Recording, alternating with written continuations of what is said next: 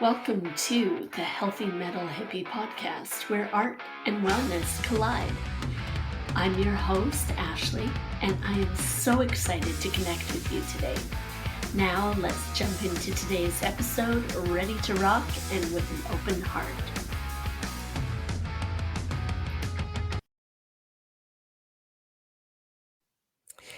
Well, hi and welcome back to the Healthy Metal Hippie. Today we have a really exciting guest. We have Sarah Wellband with us, and she is a remedial hypnotist. Hi, Sarah. Thank you so much for being here today. I'm really, really excited to talk to you about everything. Hi, Ashley. It's lovely to meet you and lovely to be on the show.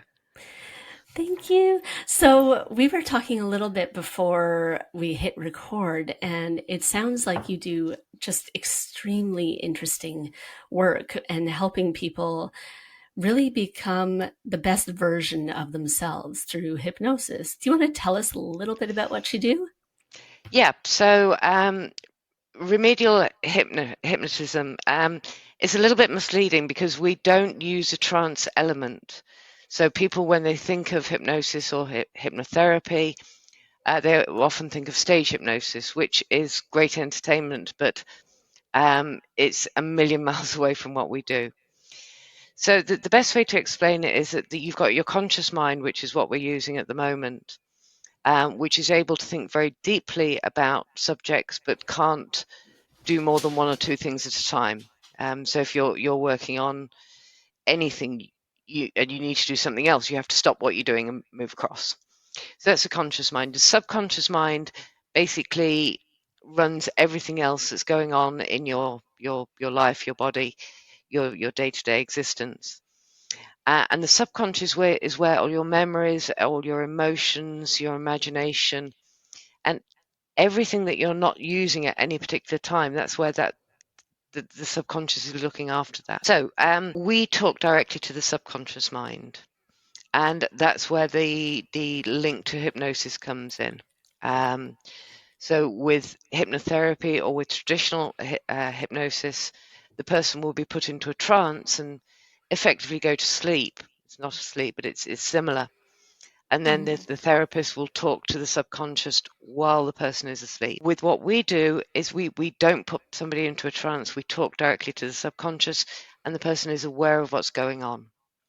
So that if a question comes up or if we hit a block of some way, I can simply say to the person, what thought's going through your head at the moment? What's your subconscious telling you? And the subconscious will have put a thought into their head. I've just remembered something that happened at school. Or, that there's something that you need to be aware of. So it's very non-woo. It's very pragmatic. It's very solution focused. Right. It's all about finding out not necessarily what's going wrong, but what's not working anymore. As we were talking about before, your operating system is installed in that first 10 years of your life between birth and the ability to think consciously, which comes in at about age 10. But that system needs to be upgraded sometimes because the jobs it was doing and the self-image that you had at that stage is not relevant to a 35-year-old or a 45-year-old or a 25-year-old. Yeah. So we basically upgrade the system. I think a lot of us really need a system upgrade, if I'm honest. Yes. And I think too, I would guess too, even if you had like a relatively happy childhood and let's say normal, you probably still need upgrades to that system.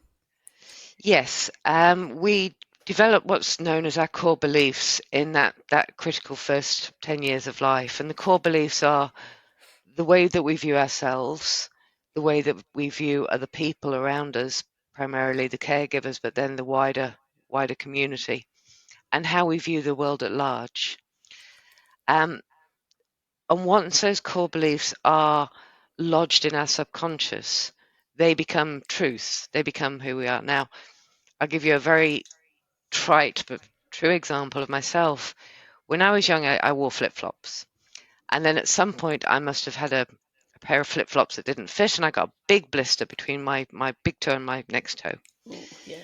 And my mother said, "Oh, your feet are the wrong shape for flip-flops now." I don't blame her.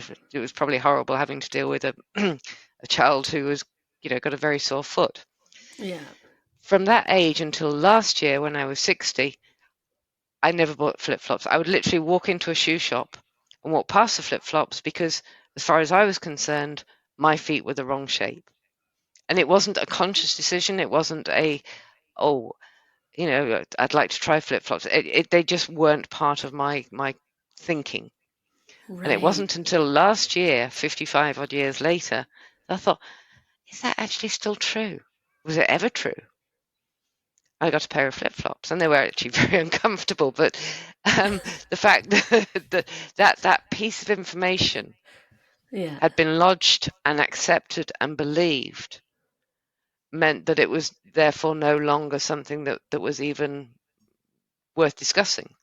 Now Right. that's a very simple example, but imagine you were told when you were young that you weren't pretty enough, or you weren't clever enough, or you weren't good enough at sport, or that there are so many things that aren't necessarily told, in to be cruel to a child, but a child will just take that little bit of information and bring it in and Hmm. go, okay, well that's who I am. Yep. And once that's accepted, any information that challenges that when you're older won't get through. So if somebody's been told that they are useless at sport, they will go through their lives going, oh, no, no, no, I don't do sport. I'm no good at it. No, they Right. might try something. They might try something that they didn't do when they were a child. They might take up golf or tennis or something. And say, Right. actually, I'm actually quite good at that, but I'm no good at running. Right. That's what I learned back Because, then. right, of course. Yeah. That's, yeah, okay, that hits a little too close to home. But Okay. it's, Sorry. no, no. But it's interesting because, so I never have even thought of, hypnotherapy as like, as a, as a thing that would even be possible for it. So that's very, very interesting to me. And, I think the more and more people I talk to, we all have stories similar like that in some ways. And, uh, the past couple of years, I've been doing a lot of work myself to kind of Hmm. break down those rules that I have self-imposed, because Yeah. even though if they were old things that were told to me that have been so embedded in who I am, I'm slowly realizing like none of that shit's true. Yeah. And Yeah. so but wow, if you can give like a helping hand to people to get through those kind of things, Yeah. wow. So it's interesting what you just said, and so many people. I'll give you another story. We have a farm here in Portugal, and we have lots of animals. So we have lots of volunteers who come. They're generally young people, and they're traveling, and they come and work on the farm in exchange for food and accommodation. Right. And so obviously we'd be chatting in the evening, and I'd tell them what we do, and they'd often say, "Oh, there's something I want to work on. Maybe, I feel like I'm not good enough, or I've got a fear of spiders, or something." And I remarked to my partner, there must be something about people who go traveling that they've always got an issue. And he said, "No, Right. Sarah." He said, "Everybody has an issue. It's Yeah. just nobody normally has a hypnotherapist or hypnotist sitting next to them at dinner who can fix that problem." Yep. Exactly. So this, That's you're in a room full of people, and you say to people, you can name one thing about yourselves that you'd like to change, about the way that you think, or about the way that you feel, or about the way that you behave. Everybody would say at least one thing. I think oh that yeah. they'd have more of a problem of picking the one thing that is the most important thing that they want to change. They'd probably have, if they could write it all out, they'd probably have pages of Yeah, yeah, things. yeah, exactly, Right. exactly. I mean, Yeah, it's funny. I'm like, oh, there's so many things I can think of right now. And it's funny, even sport. I think like I probably will never play volleyball again since high school because I misserved and I hit some guy in the head and he said Yeah, something very mean to me yeah. and I was just like, hmm. And And so that's stuck with you all this time. yeah, I mean, Yeah. like I say, it's been more than 20 years. It's like, So hmm. to explain what happened then is that um, okay, I'm not sure exactly, but this is the way I would look at that: is when that happened, you were so mortified and embarrassed, and the feeling that you had after that altercation was so horrible. The little part of your subconscious went, "We don't want that to ever happen again." Yep. And the way that we can guarantee that that will never happen again is not to play volleyball anymore, because Yep. volleyball was the starting point for that incident that caused us embarrassment or guilt or all these horrible feelings that we absolutely don't want to have. So your subconscious is there to protect you and to make you happy. So it Yep. protects you by stopping you ever doing that thing again. Right. It's why people, if they're involved in a car accident, and they don't know what it happened, and there's a trauma response, and the subconscious response can be sometimes, well, we're just going to stay away from all forms of transport so that there is never any option of that thing happening again. Yeah, and I mean, that's not feasible or healthy, It's you not. know. It's not. And that's where phobias come from. People, there's a horrible incident outside the house, and somebody's subconscious goes, well, if we never go outside the house again, then that thing can't happen. And Right. that's where you get the agoraphobia from. So Yeah. humans are born with two inbuilt fears: the fear of being dropped and the fear of loud noises. Any other fear, anything else, we learn along the way. And anything that we learn, we can unlearn. So Interesting. fears work very well with this type of therapy. Trauma, PTSD, again, because as long as we can get an idea of what caused it, we can Right. talk to that part of the subconscious which is doing a great job for protecting us, and just say, look, you don't need to do that anymore.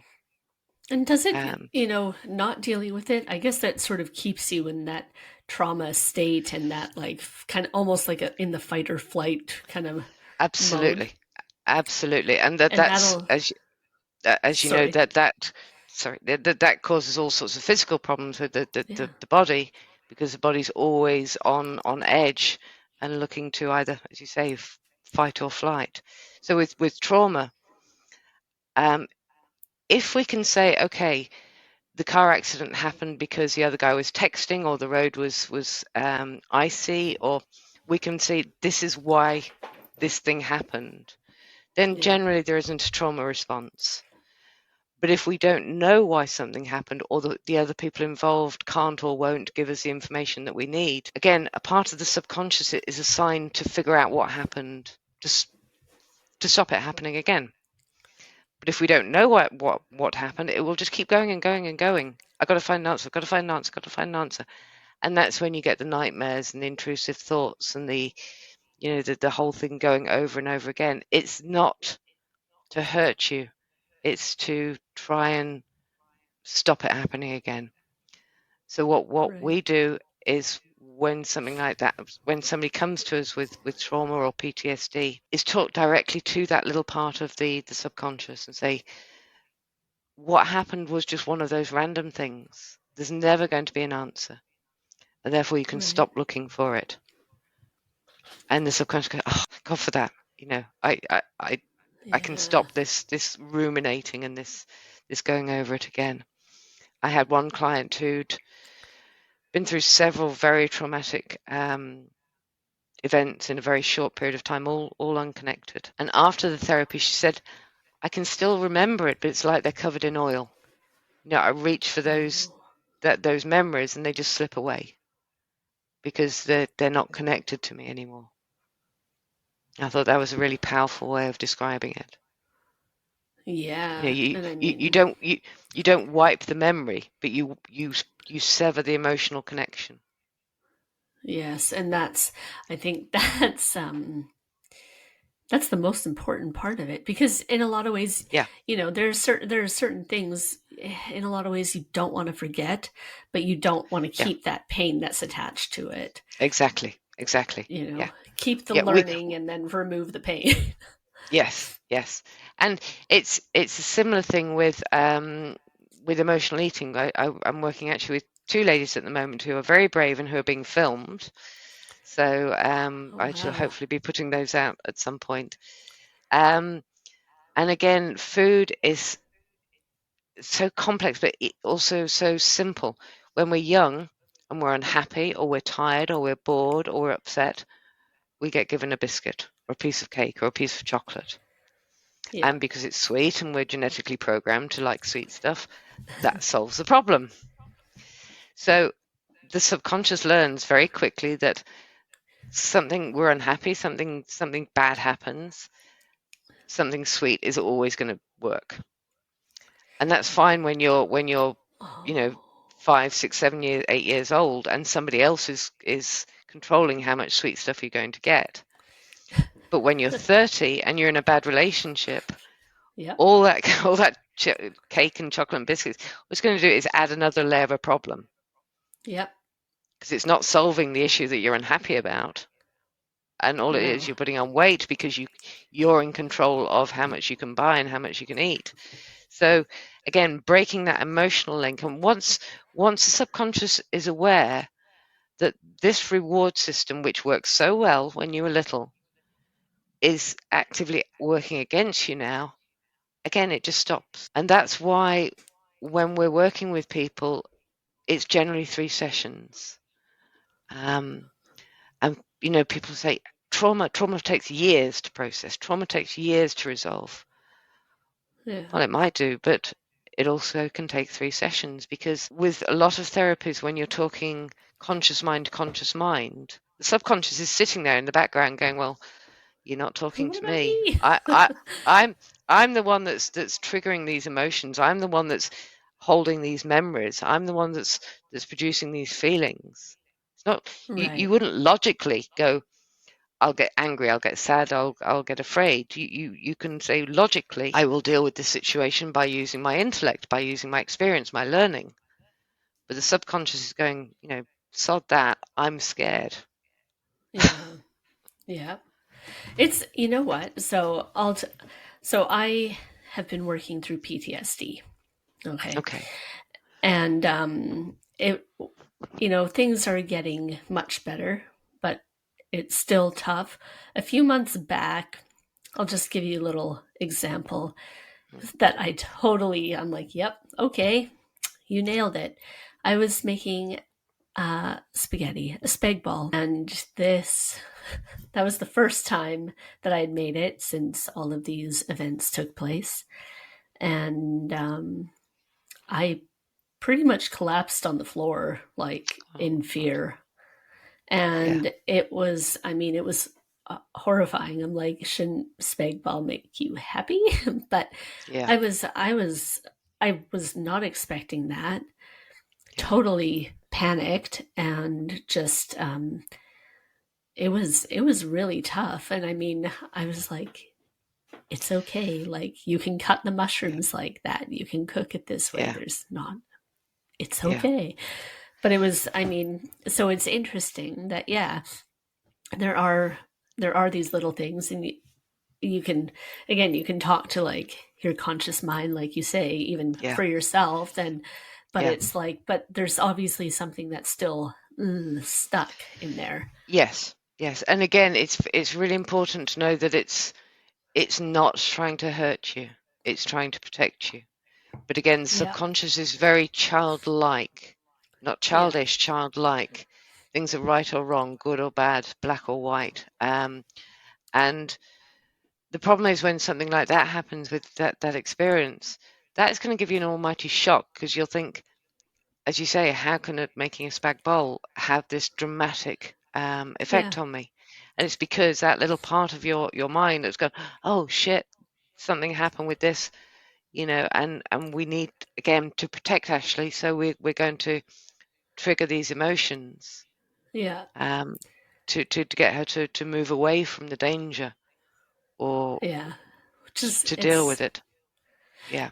And it's very scary and it's very disconcerting when it happens. So you can understand why the trauma industry is so big. Um, and like a lot of industries, it relies on people being, how's the best way to put it? Is not to give them the simple solution. You know, yeah. I've read posts from people who say, I've been in trauma therapy for 20 years and I'm finally making some progress. And you're thinking, how much has that cost you? I could have Yeah. done that in 3 sessions for a fixed fee, and that's you done. Yeah. Um, I mean, I even think after 20 years, yeah, that's a long time. yeah, yeah. But again, Holy. it is an industry, and industries rely on new customers and repeat customers. Do you think that there's a shift that more people now, they're not just going to take it, the fact that they have trauma, they're like, I want to work on it? Do you think Yeah, that has shifted too? absolutely. But I do think, and this is perhaps a bit controversial, that it's possibly gone too far the other way. Um, Right. Anxiety, for example. What Right. would you define? How would you call anxiety in one word?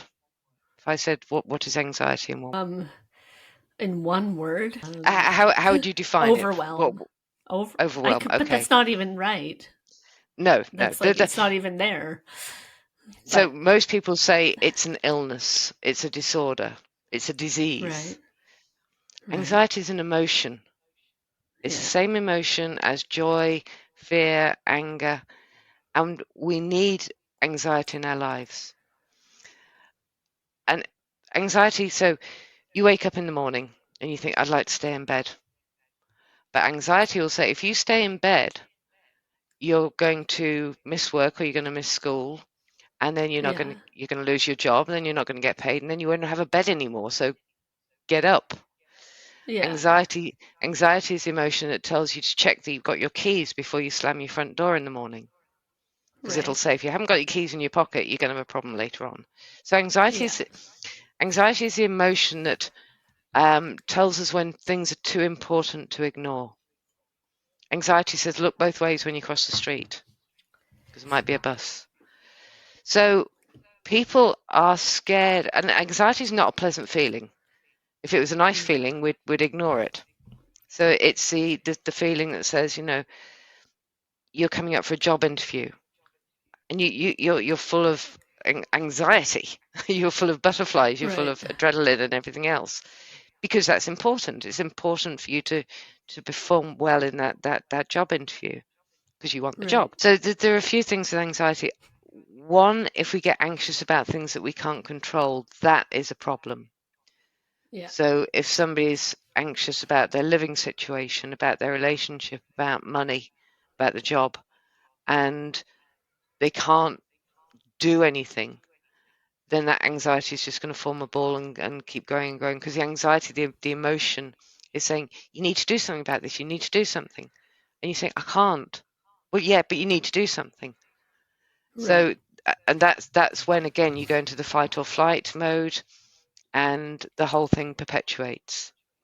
Yeah. Um, but so many people go, oh, I have anxiety. My anxiety is causing me a problem today. You say, well, what are you anxious about? Oh, I'm anxious that I'm going to miss the bus. Well, get up 5 minutes earlier. The Yeah. it is anxiety is quite fashionable, and that's a horrible thing to say, but it's if somebody says, "Oh, I'm cool and laid back," everybody, "Oh, I'm anxious, I'm anxious." Do you understand what I mean? Yeah. It's sort of Because pe- yes, everybody feels anxious at some yeah, points or yeah, whatever in certain things. But I do think I, that there is that line though, right, where it stops you from performing anything. And I yes, think that's different than, yes, I've seen like in Facebook groups and things like that. people are like, oh, look, I just did my room. What do you think? And people are like, that makes me anxious. My Yeah, anxiety is through the roof. And I'm yeah, like, stop. yeah, Like, yeah, that's yeah, not the same exactly, thing, guys. exactly. Yeah. And I don't know how you deal with that. It's not something that I would work with. I would work with somebody who says, my anxiety has a reason. That reason is not rational. Right, Um, so if somebody's anxious about health anxiety is a really good one. I've been to the right, doctor, I've had all the tests done, I've had blood tests, I've had MRIs, but there's something still wrong with me. And the doctor's telling me it's anxiety. It is. right, And that's again the part of the subconscious which is often got this deep-seated worry that we can just deal with. right. Yeah. But then, yeah. And then I think in that way too, I guess it's misdiagnosed and people don't, I guess when you have it like where it's disordered like that, right? Then it's not taken seriously. But I also think it like when people are just throwing around my anxiety without Yeah, yeah, actually having a yeah. suffer, then it really diminishes it. Kind of like Abs everybody for a while they're throwing around narcissist, same kind yes. of Oh thing. God, yes, yeah, yeah, yeah. I did, It's my mother-in-law doesn't like me, therefore she must be a narcissist. Well, maybe she just doesn't like you. exactly, exactly, and and that's the thing too. But it's I find that is dangerous because it takes away from the The true, severity yeah, of the actual issues, right?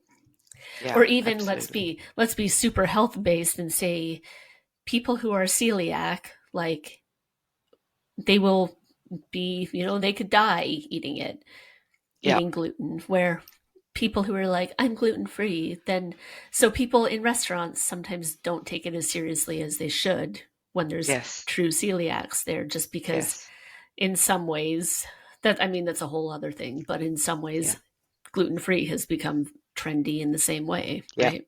yeah. I think a lot of this is down to education, and again, that's something I'd love to get into because um, if people learnt, in high school, in that sort of 14 to 18 age group, how their feelings work, how their thoughts work, why they have the thoughts that they do, and how they can say, okay, again, a good example, you have a child. If your little boy, when he was little, screamed in the middle of the night, "Mum, mum, mum, there's a monster under my bed, I can't sleep," you wouldn't run in, grab him, run out into the street and call the army saying, there's a monster under my son's bed, can you come and deal with it? No, No. you would say, darling, there's no monster there. I'm in charge. I'm going to keep you safe. And Yeah. that's what we can do with our thoughts. So when our childlike subconscious says, "Oh, I'm scared of this, I'm scared of that, and stop, don't do this because it's dangerous," you can be the adult and say, "It's okay. I've got this. We're going to be fine. I know what I'm doing. I've done this before. I'm experienced. I'm in charge." And the subconscious will go, "Oh, okay. There's an adult in the room." And Yeah. once you can learn this technique of saying, okay, this thought's coming through my head. Is it true? Is it helpful? Is it reasonable? And if it's all of those things, then yes, listen to it. If it's saying don't Right. stand too close to the edge of the train station, Yeah. the The line, platform. the Yeah. platform, that's the word. Yeah. You go, yeah, okay, that's a good personal example. I had a tiny, tiny little thing on my nose, and it was a 10 times precancerous little lesion, which I had Right. burnt off. I'm in Portugal. It's very sunny in Portugal. And every morning I'd go out without a hat, without sun cream, and my subconscious would say, back into the bathroom, put the sun cream on. Oh, yeah, Yeah. yeah. Because I'd be thinking, my logical mind will be thinking, I need to feed the horse, I need to do this, that, and the other. My subconscious, Yeah. a part of it had gone, no, I'm going to protect you. Go and put the bloody sun Right. cream on. So, Yeah. but if the subconscious is telling something which isn't relevant anymore or isn't helpful, or was just plain wrong in the first place when we learnt it, we can say, no, it's okay. Don't need to worry about that. I'm in charge. I've got this. We're okay. And then Do you you think can, even just like reassuring yourself in that way is helpful in your own process? you can do, yes, as long as you realize that you are, I think, I don't know if the way we describe it is, again, you've got, if you imagine your mind is like a ship, Yeah. and you've got the captain, which is your conscious, rational mind, and the captain can decide what you're going to do that day, where you're going to sail to, how you're going to get there, and what you're going to do when you get there. Mm-hmm. The crew is the subconscious, which is in charge of all the actual sailing of the ship. And they can say, "Oh, why are we going this direction? Why, why don't we go that way?" And the captain says, "No, I've made a decision. You know, we're going this way, and you don't need to know why because I know what I'm doing." Does that make sense? Right. Yeah. So that the captain can say to the crew, to the subconscious, "We need to work together. You need to do what I want you to do. You can come to me with legitimate concerns, but otherwise, let's all work together to get to where we want to go." Right. Yeah. Yeah. That makes sense. How did you get into this? You were saying this is your third career, so I'm very curious Yes. about what led you here. How did you get here? So my first mini career was in the catering industry back in the 80s, and then I became a mortgage broker in Oh, London and in Dublin for 20 years. I worked in London for 8 years and then Dublin for 12 years. wow. And in 2007, I moved to Portugal. No real plans, just I wanted a change. And I fulfilled a lifelong ambition of having a horse. But then when you get one horse, you have to get another horse to keep the first horse company, and then you have to get a third. Anyway, at one point, we ended up with 10 horses. And we had a riding school for a while, but I wasn't really happy with the way that you are basically hiring horses out and you can't dictate how people treat them. Yeah, So that's yeah. my partner and I trained in equine assisted therapy or equine assisted education. And Okay. that's really fascinating. There's no riding involved, but the idea is that a horse weighs 500 kilos, so you can't push it, you can't pull it, you can't pick it up and carry it.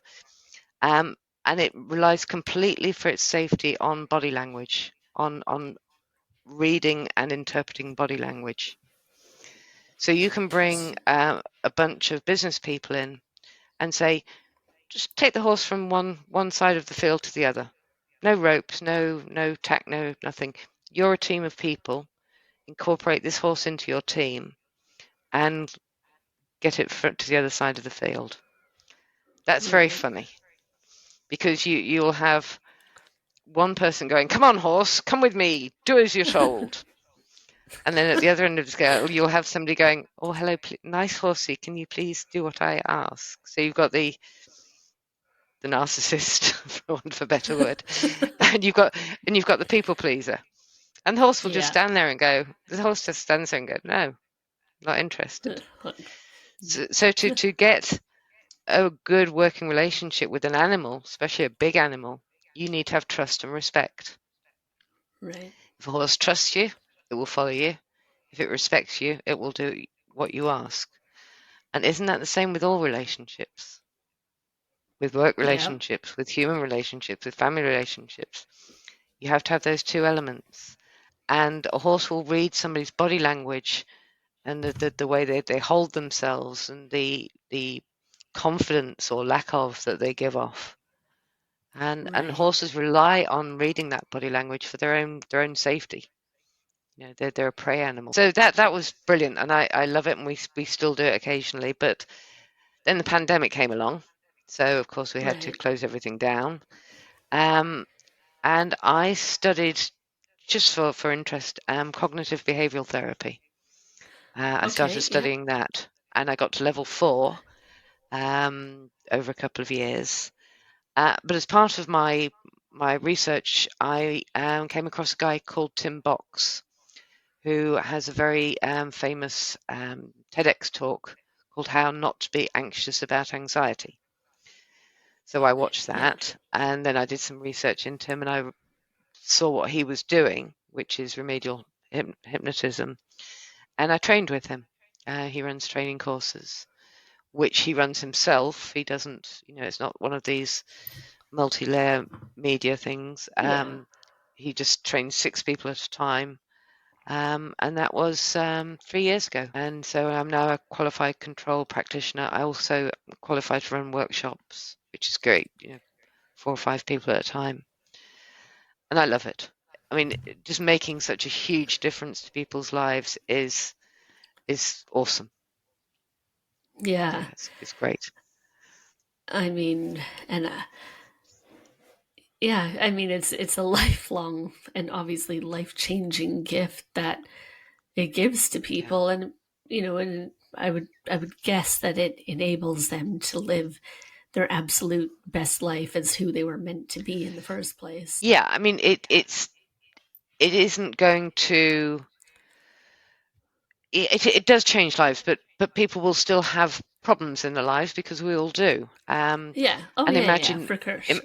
im- but what it does do, it gives them the tools to be able to deal with issues that come up. And as part of the process in the last session, I teach people how to do the process for themselves, Interesting. empowering people and educating people so that, if they have something that comes up, they don't need to run back to me. They can come back to me, of course, and I can help them. But I'd much rather them be able to talk to their own selves and figure it out for their own selves. And how much better is that to be in charge of your own feelings and your own thoughts than Yeah. having to, you know, look to somebody else. It's so much better. That's very empowering too, Yeah, you yeah, know, yeah. because Um, yeah, I would guess there's really big things that people need to work through too. And so it gives them extra power in their lives and yeah, control of their lives.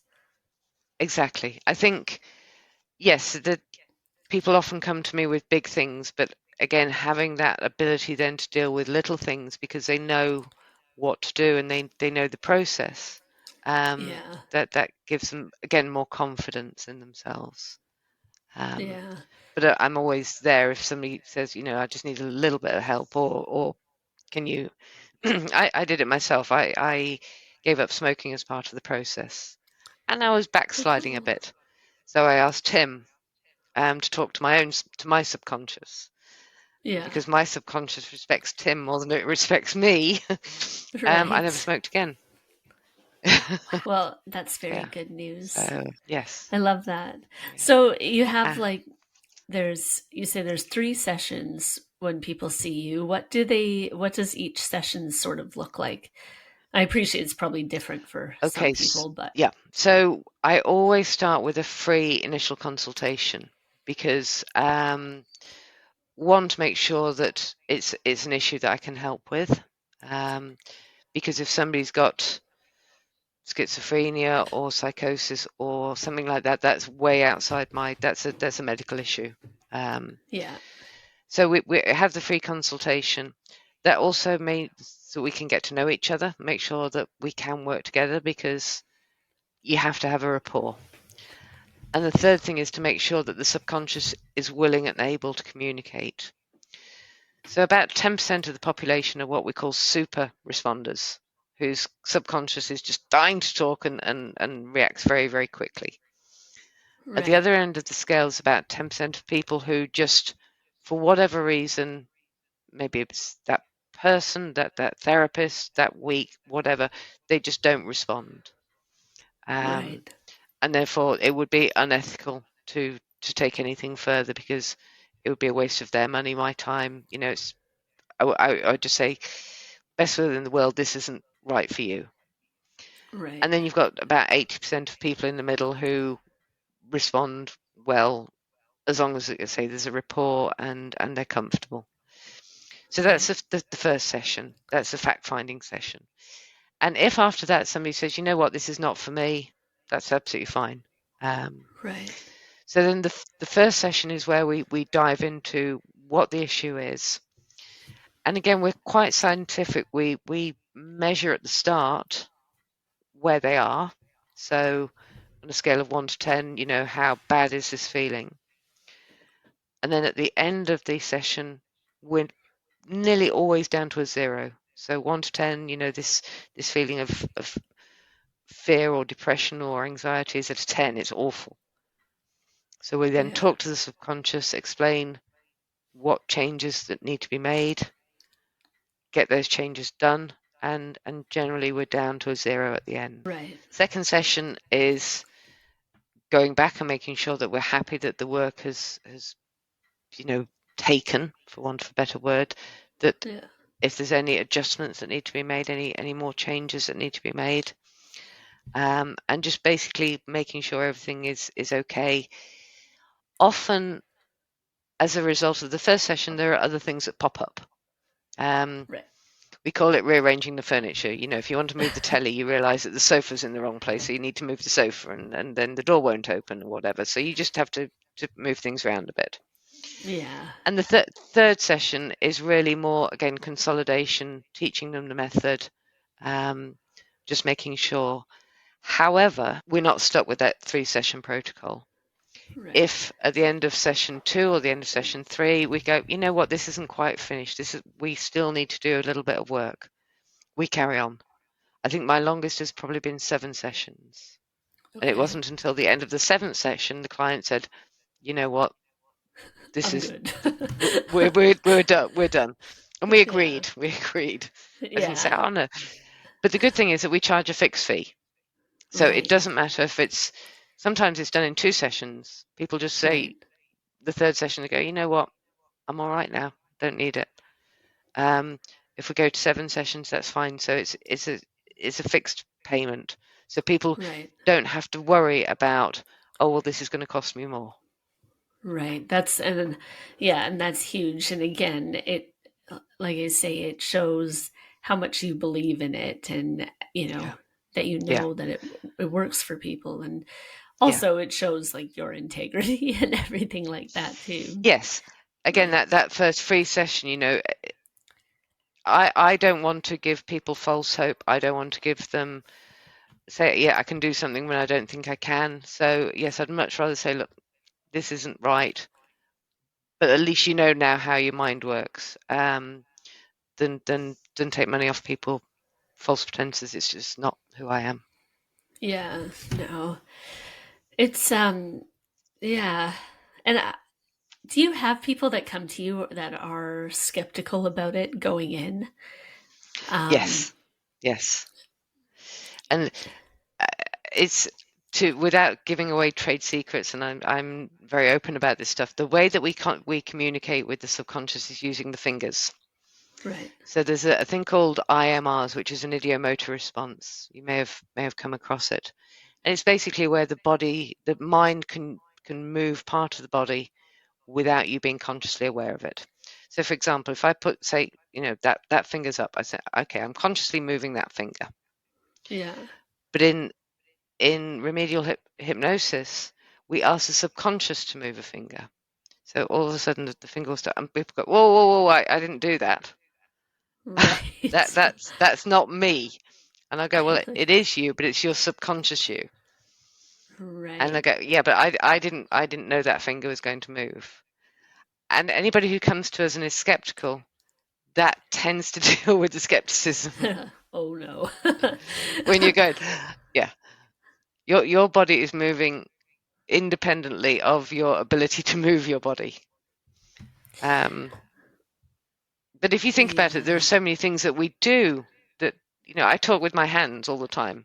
Right. I'm not making a conscious decision to do that. They're just They moving just because do it. that's the way I Yeah. talk. Yeah, exactly. Yeah. So walking, we don't consciously think that we're going to put one foot in front of the other. So although it's weird to see the subconscious moving the fingers, Yeah. it's not an unusual thing to happen.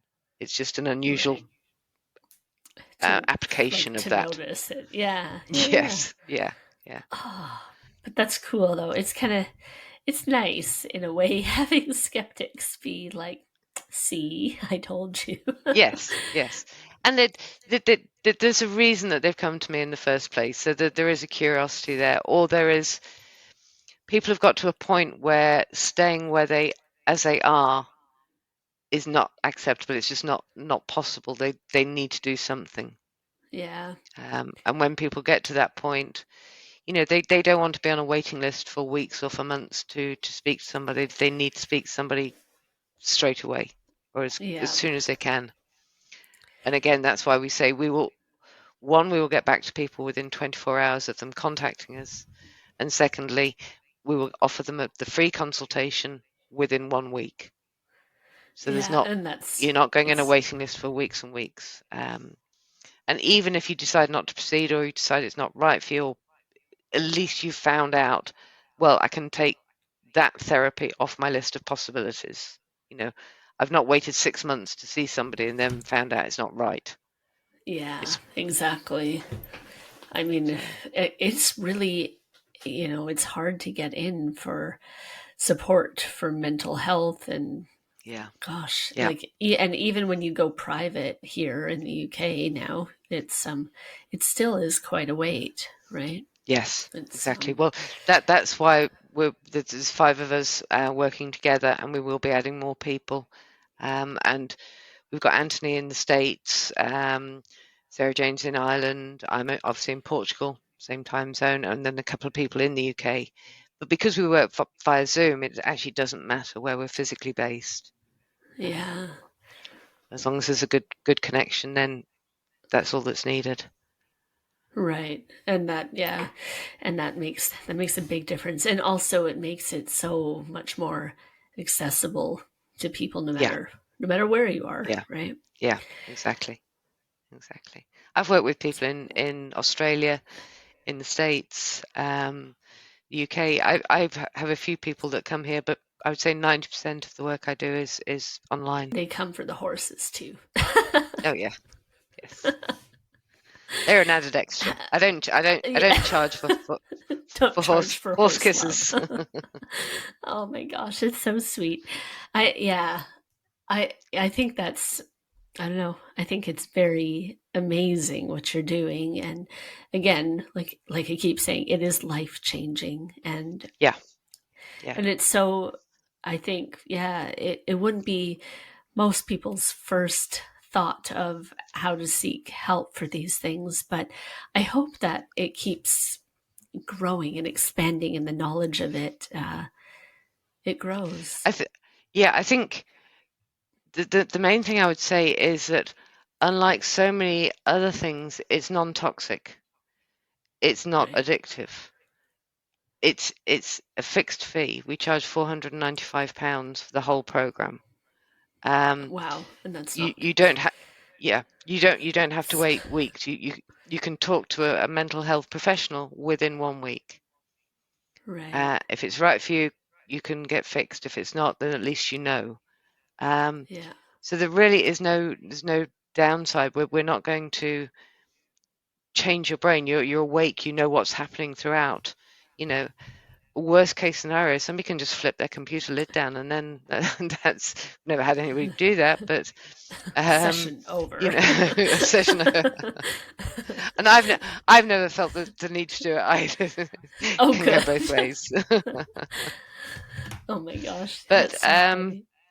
yeah, it's a very gentle therapy, but it's very, very, very effective because you're talking to the core of the person, not that Yeah. outer shell, not that 1% that is working, that thinks it knows it all. It's that Yeah. 99% that's underneath that does know it all. Yeah. And accessing that is key. Yeah, yes. So if people want to find you, where is the best place? Are you on socials and your website? And Yep. Our website is thecontrolpractitioners.com. okay. Because control is the methodology that we use. So thecontrolpractitioners.com, or you can look for me I'm across Facebook and LinkedIn and God forbid TikTok, although I still don't know how it works, but it's Sarah Wellband. And I'm the only Sarah Wellband in the world, so I'm quite easy to find. There was another one, but she died in 1826 or something, and she wasn't Oh, online anyway. no, probably not. Gosh, well, we'll put links to everything in the show notes so people can Yeah, connect with you there. yeah, Um, Honestly, Sarah, I've absolutely loved having you on today. I think it's going to give people a lot of things to think about and hopefully empower them to connect and move forward with their life in the best way. yeah. Brilliant. I'm glad. Anything that we can do to help anybody doesn't cost anything for people just to talk to us, and it could change lives. We do change lives. Yeah. Oh, Yeah. thank you And for the thank you so much for positive having me on. impact. Thank you. We'll talk to you soon. Take care. All Bye. right, lovely. Thank you. Thank you so much for joining us today on the Healthy Metal Hippie podcast. If you're looking for more, head to healthymetalhippie.com and let's connect. Until next time, wishing you a magical week. See you later.